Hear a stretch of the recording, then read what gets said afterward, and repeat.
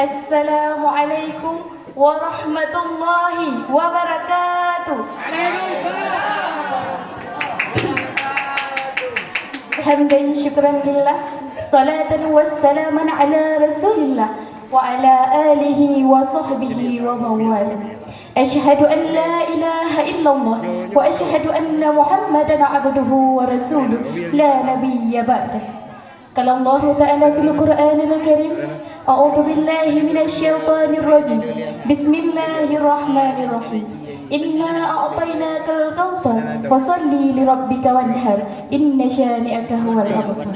Wa qala an-nabiy fil hadis, undur ma qala wa la tandur liman qala. Sadaqallahul azim wa sadaqan nabiyyul mursalin.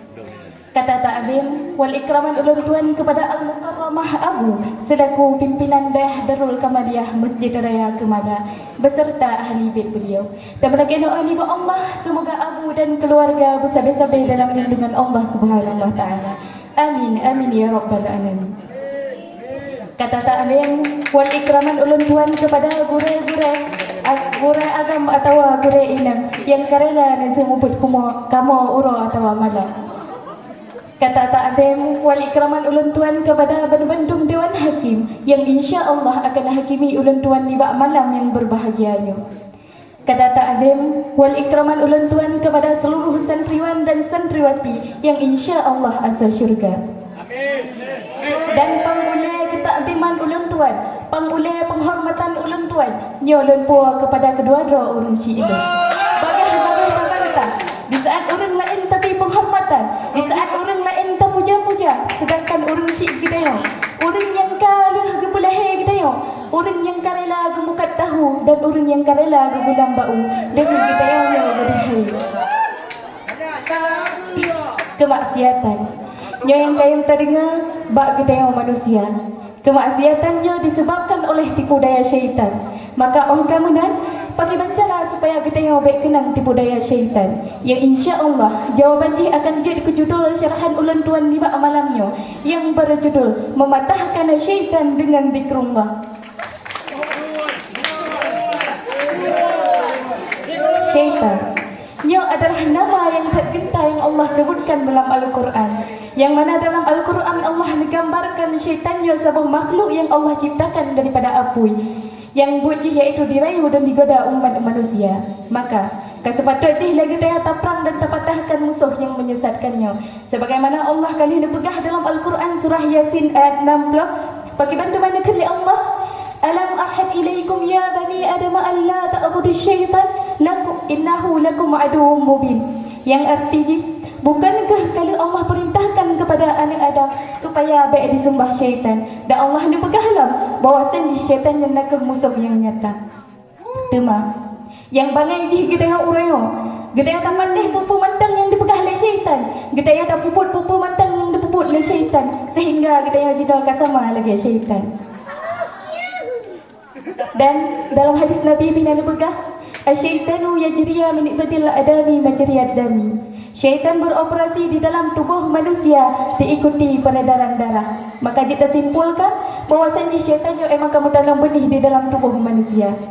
Hadirin sidang talabah yang Allah muliakan, Nabi Haya Ibnu Mu'ad Al-Rafati pernah memberah, syaitan hana pernah lele, cuma yang lele nak ke gedayong. Syaitan sabai di kanan gedayong, sedangkan gedayong hana pernah tekalan syaitan. Gedayong dua kepada syaitan, sedangkan syaitan hana pernah dua kepada gedayong.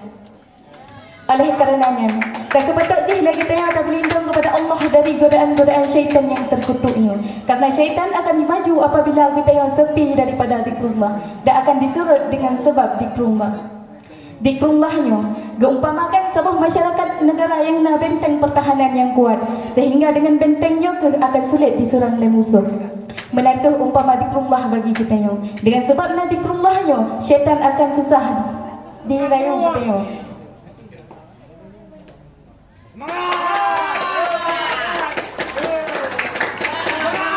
Lagi dalam sebuah riwayat dikisahkan bahawa Nabi Yahya kita yang iblis mengenai sifat atau tabiat manusia.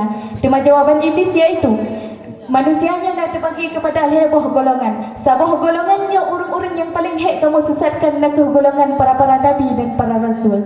Dan sebuah bahagian tu nya orang-orang yang paling mangat kamu sesatkan nak orang-orang yang petimang hawa nafsu. Dan nasabah golongan tu, nya golongan orang-orang biasa, tetapi hak kamu sesatkan nak orang-orang yang hendak pernah sepi daripada zikrullah. Benda tu lagi tahu bahawa seni syaitannya lihat cara untuk digoda kita manusia, iaitu dengan iri, dengki, ujub ria dan takabur serta lain-lain sebagai jin. Yang mana dengan penyakit hatinya ke menyebabkan doa kita yang akan diijabah oleh Allah Subhanahu Wa Taala. Di antara penyakit-penyakit hati yang menekannya, dan satu penyakit yang paling berbahaya iaitu ujub. Di mana di saat kita tak berprasangka roh dia paling betul serta agak mandung salah.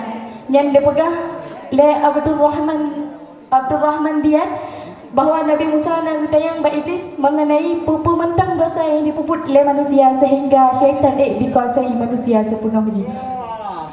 Terima jawaban Iblis lagi ketika manusianya dalam keadaan ujub, iaitu berprasangka doa paling amalan serta tua kepada dosa yang dipuput. Di sini kamu berkuasai manusia sepenuhnya.